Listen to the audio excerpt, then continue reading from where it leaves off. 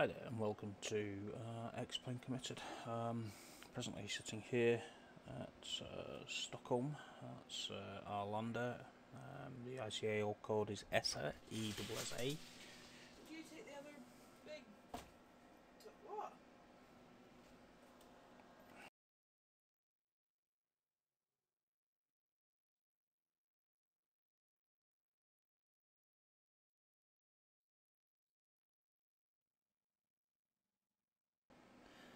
Hi there, welcome to X-Plane Committed. Right, we're going to go through the power-up sequence of the Boeing 763. That's the 767-300 by flight factor. It's the professional series, and it's quite an in-depth bit of kit. Okay, first of all, we're in the cockpit. Just have a look around the outside here. We're using X-Plane 11 today. It's a nice looking machine. And just jump back into the cockpit. Right, so we'll jump straight into the startup because I really don't like doing all the talking. So, overhead panel, as you can see, there's essentially 5 panels here. The way that the Boeing panels work, it's generally down one, down the other, down the other, down the other, and so on. However, the checklist that you go through takes you in a slightly different format. So you'll find that you'll be jumping from one panel to another a little bit. So first of all,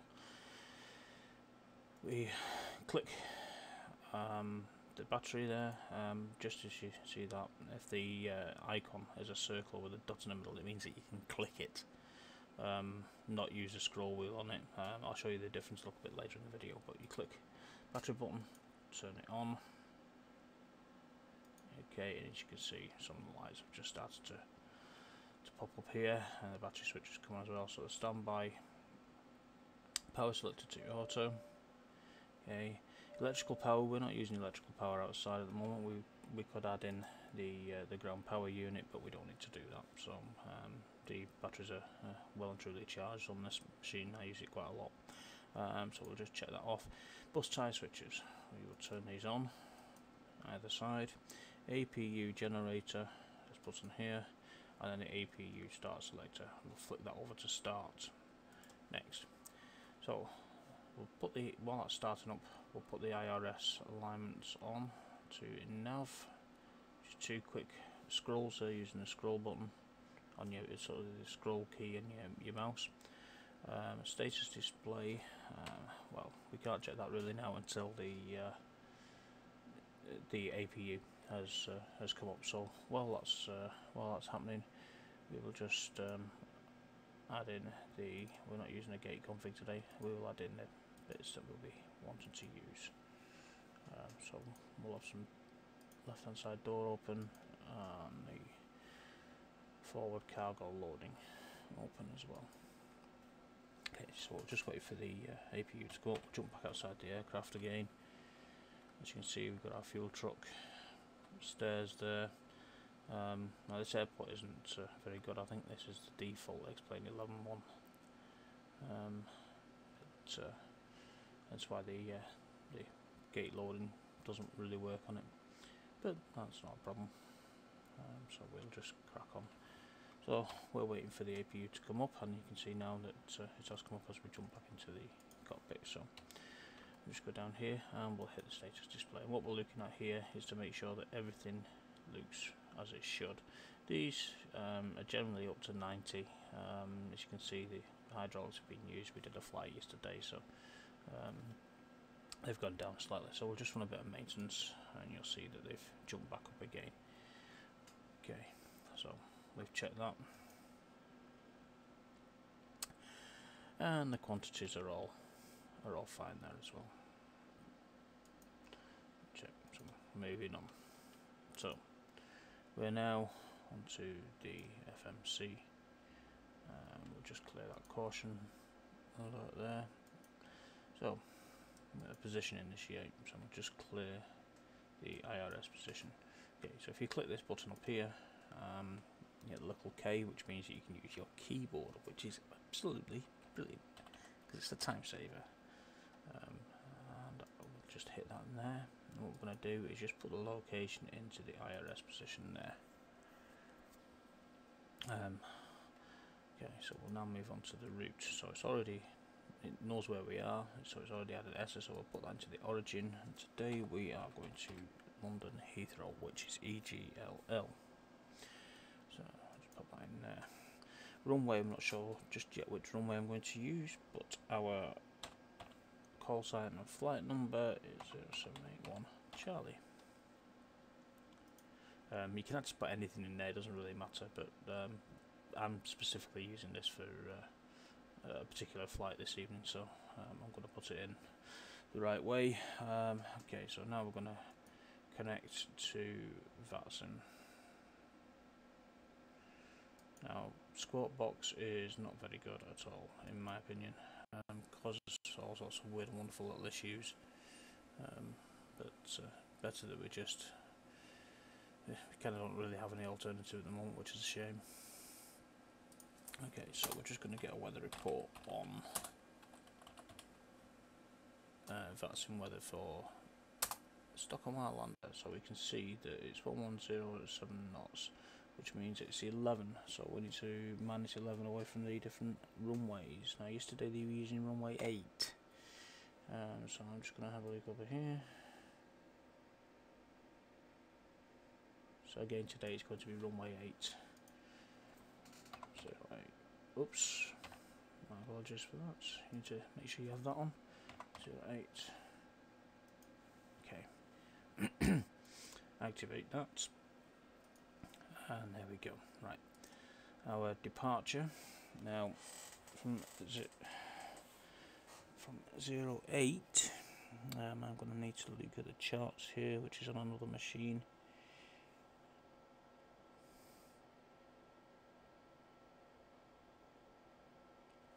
Now we're looking for an Rs 4 Golf departure, which isn't ideal from 8 actually, but we'll go with that. So we need to look at, so probably going to be an Rs 2 Lima.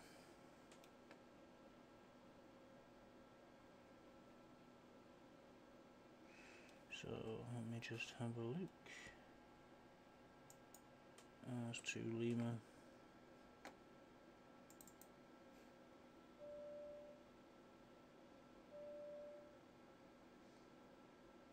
Yep, so we're on an Rs 2 Lima departure.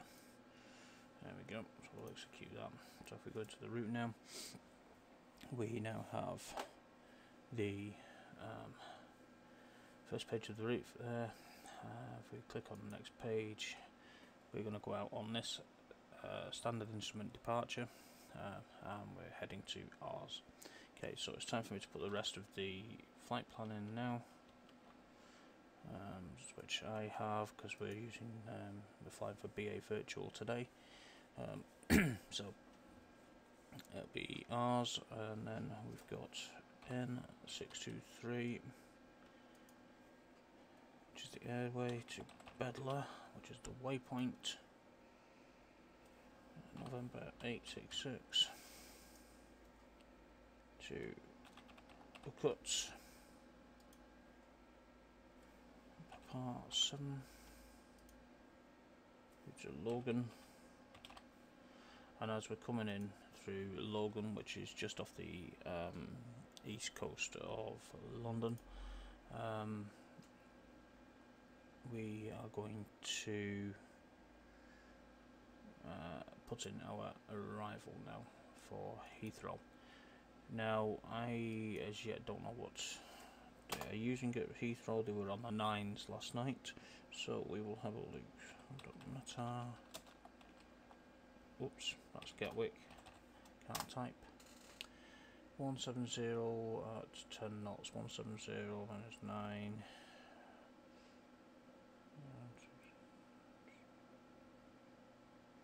It's looking as though they're on the 9s again at the moment, but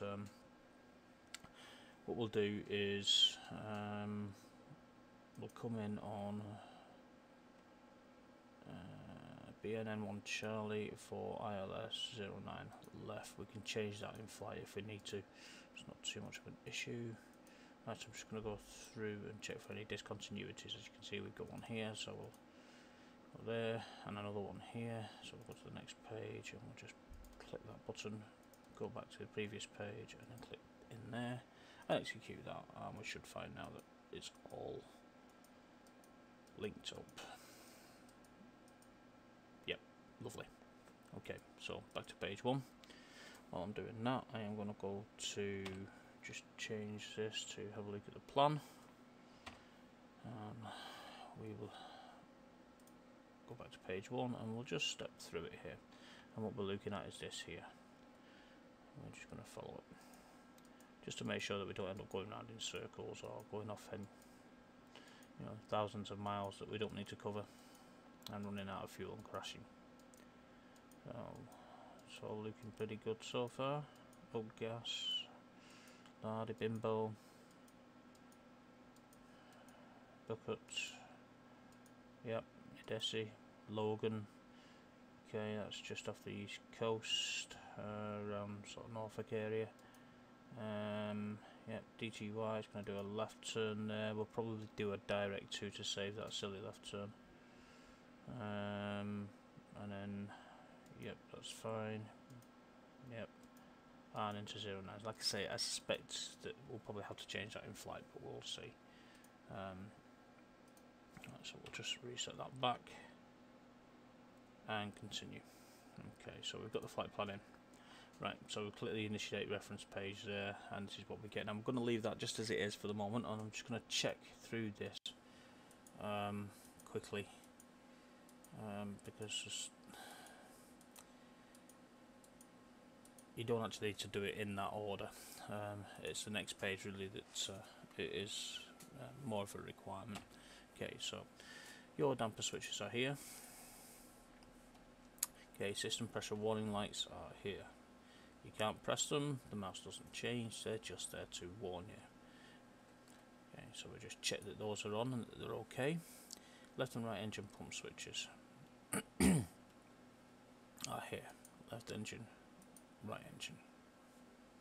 Okay, utility bus switches are here on the electrical panel. Generator control switches are here, one on either side. Emergency light switch is here. So if we just hit that and close that down, now that's armed. Passenger oxygen light. That's the passenger oxygen light there. You don't press it. If you illuminate it, you'll find that you'll end up with a leak. So don't touch it, just make sure it's not illuminated. And the ram air turbine as well.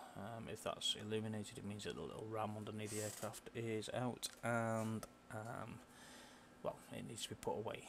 So that should be unilluminated, it should not be on.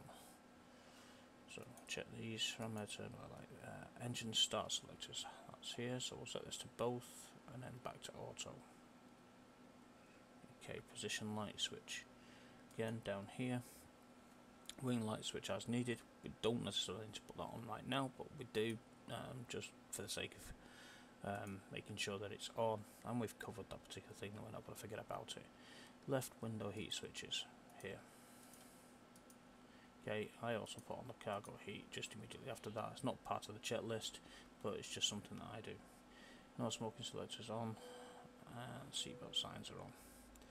Auto rate control. Okay, so we want that roughly around about halfway. So about there, that's about fine. Now the landing altitude of Heathrow's about 90 feet, 83 feet I think off the top of my head without checking their charts. So I generally set it about 50 feet below that. So approximately 30. And we'll just take that down to auto. Okay. So now then, we want to just go over here to the air conditioning panel. We'll set these to auto. And as you can see, I've not checked off that. I should have checked that first. So we'll just get that through. As you can see, it's already realised now that I've done that. So we'll put this on. Oh no, not yet. Sorry. That's the trim air switch. The circulation fans are on. Then we put these on to auto. The isolation switch is on, and then the ABU, and it will actually now start making a noise because it's blowing air through. So flight director, left hand side first as always, then your right hand side. VOR DME switch, we'll put that to auto, left hand side, and there's one over here to auto. Oxygen, down here you can test the oxygen in 2 ways. You can put the mask on, but you really want to be able to hear it, so there we go, so you can hear the air pressure going through. So crew oxygen pressure we're going to check, so the oxygen pressures are fine. Okay, the IRS is aligned, as you can see here. If this is all lit up and looks like this, then it's aligned, it knows where it is, and we're ready to pretty much crack on. Flight instruments, okay, so I always check the flaps are working. Speed brake,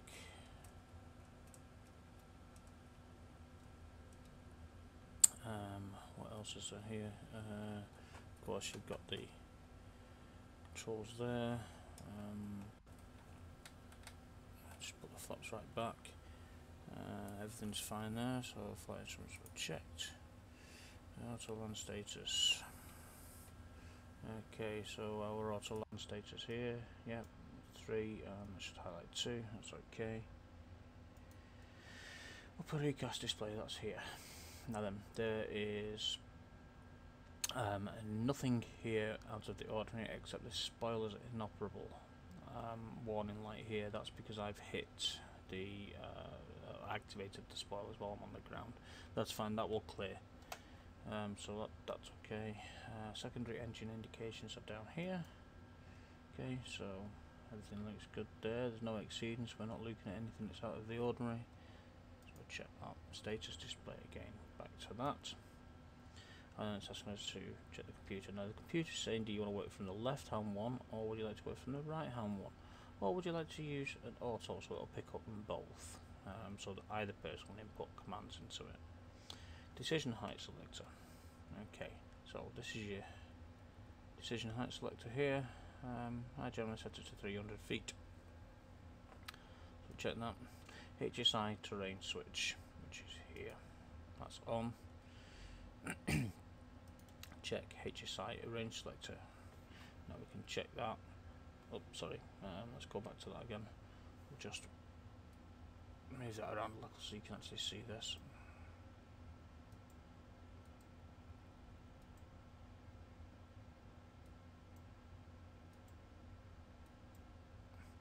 Okay, so if you can see now it's closing the routing, so that's working fine. Okay, HSI range selector is okay. HSI traffic switch. Now this is where you can push the button. If you see a little hand, you can click it. Okay, left VHF communications panel. Here we go, 122.8. So we'll just check that we can change that. That's fine. Okay. That's all working fine. That's COM2 on the first panel. Okay, lovely. Right, so that's okay. Sensor VHF panel, we don't have one. ADF panel. That's ADF panel's fine. Engine fire panel. Okay, so the file control warning lights here. And it looks okay there, so we'll go back down to 7, I think with that. Okay, engine fire panel is checked.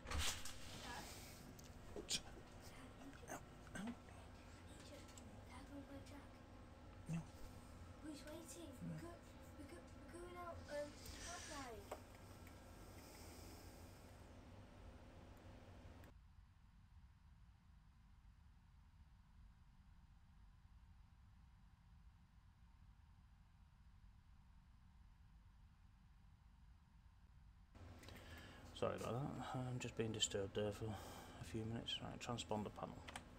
So your transponder panel is here. Zip, so we'll just check whether that's working, that's fine. Yep, okay. So 2000. Okay, ILS panel is here. Yep, that's fine. APU fire switch is in right VHF communications panel is over here. We know that that's working. Okay, so we checked. Next, okay, auto throttle alarm switch. Your auto throttle alarm switch is here. Oxygen verified. Yep. Okay. Yep. Right, auto land status. We have checked this. We'll check it again. Okay, there we go. Yep. Check. Attitude indicator caging is here, so we will. You can see here where the cursor has changed. You've got 2 arrows, but in the middle of the 2 arrows you've got a dot, which means that you can actually click it as well as scroll it. So there you go. Auto brake down to RTO. Now this isn't part of the checklist, but I always just put this little digital instrument on, and it's a bit easier to read. Alternate stabilizer trim switches. Here they're fine. Okay, speed brake lever. We've checked. Speed brake lever.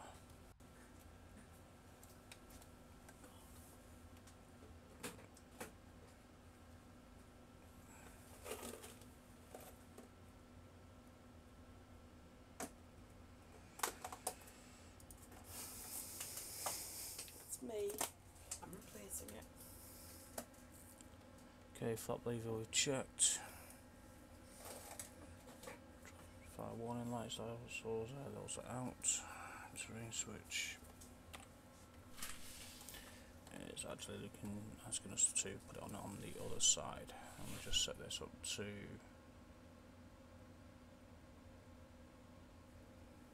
300 feet. There we go.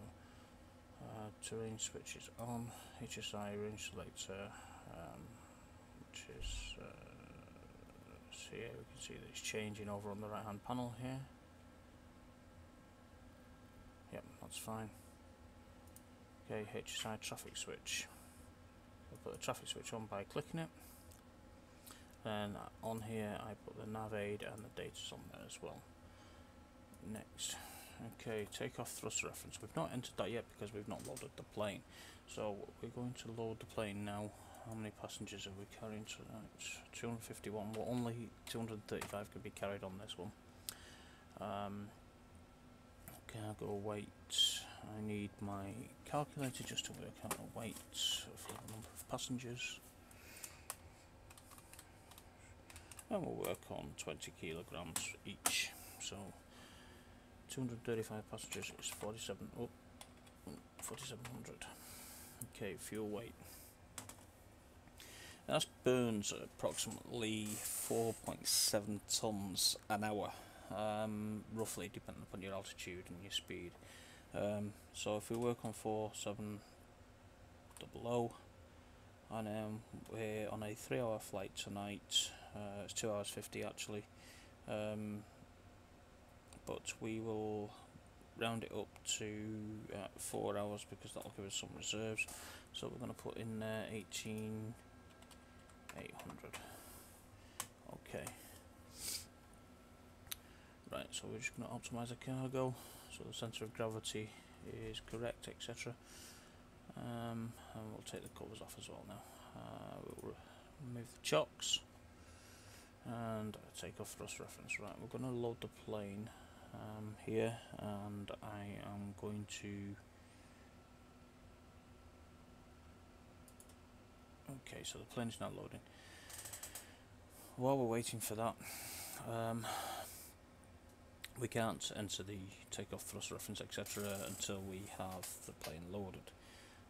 In theory, you would have all of this done before you're actually loading the plane. So there's some work I think that could be worked around on the checklist and the way that it's done. It would be really bad time management to have pilots sitting here waiting for a plane to be loaded before they can actually move on to the next part of the checklist, because obviously they can't move on until they have done the last part of the checklist. I think at some point I may sort of work around this and figure out a different routine for the checklist, and I may publish that as well.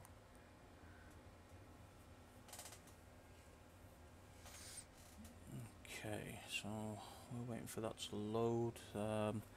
That's probably going to take probably about 3 or 4 minutes. As you can see, the fuel's building up here. Now our cruise altitude, we can put that in now. Because we're flying west, it is an odd, sorry, correction, because we're flying west, it is an even flight altitude. So for example, flying west, we're going to choose flight level 360. So here we'll enter 360 in. Okay, we're not going to put the cost index in just yet, but the cost index will be 40, and reserves will be 1, which we can put in now. We have the reserves available to us, and let's just put that in as well. Cost index is 40. While we're waiting for that, we'll just sit and hang around for a few minutes.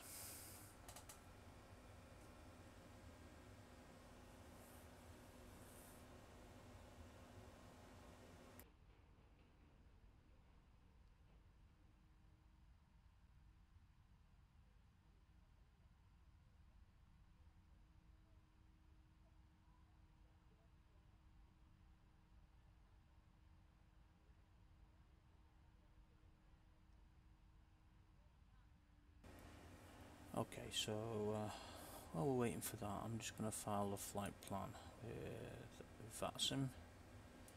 So this is the flight plan box. I'll take this down here, and we will do our departure airport in. We're going to Heathrow. Our alternate airport is EGGW. I'm just going to check that. Yes, that's correct. Our cruise altitude is 360. Our true airspeed, that's going to vary anyway, because I need to work out our arrivals so that we get the best times. Departure will be 17:05. 17:05. Flight time is 2 hours and 50 minutes. We will have enough fuel on for 4 hours. Take this out, get rid of that old flight plan, put the new one in.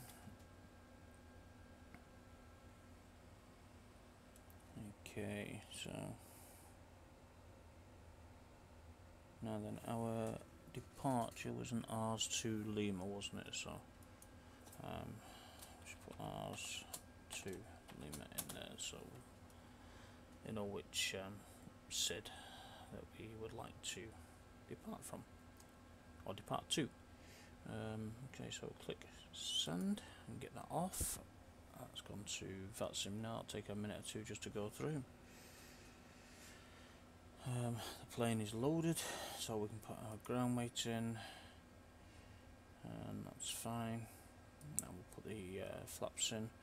So we've got a short runway with the runway 8, so we're going to go with flaps 15. Thrust 45. The centre of gravity is 3.5. Oops, I keep doing that. Just remember to turn that keyboard link off.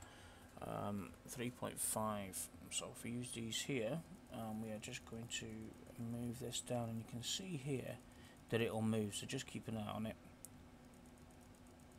3.5.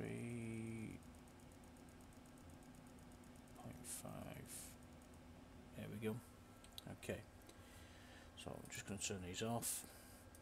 We'll go to the next page. We need our wind. Oh, it's 100 at 9 knots. 100 at 9 knots. And it's 14 degrees. The dew point is 11. It's Q1040. Just make a note of that. 1040. Now then, I don't know whether we have any ATC on it our lander at the moment. It doesn't appear that we do. It's a shame because we did last night. Okay, so previous page, and now we can put in our VREFs. There we go. So those are now in. So I'll take off thrust reference checked, IAS bugs are checked, max select check, initial heading. Our initial heading from the charts I'm looking at will be 252 degrees, so we will put that into here. So 252 degrees.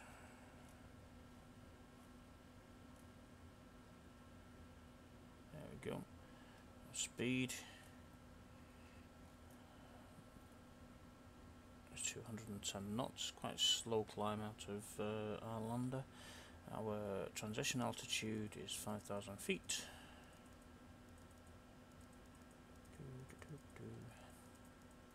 Okay, there we go.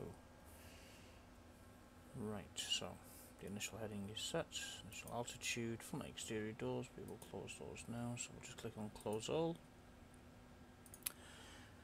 Right, so right hydraulic pump is here to auto, center 1 and 2, left and then center, and it's important that you do them in that order. Left pump switches front first, forward and aft, forward and aft. If you're not aware, obviously forward is forward at the plane, aft is back. Anti-collision light switch is there. Okay, the recoil switch. Now what we're going to check for here is just to make sure that everything that was there before comes back as it should do and we're not getting any errors. Okay, so trim, we've checked that, that's fine. Next, so secondary engine indications is there. Now that is the basic getting it up and running. There's a few more steps to go, but I'm going to leave it at that for the time being, and then I'll come back to you when I'm ready to do the next stage, which will be on a short second video. Cheers.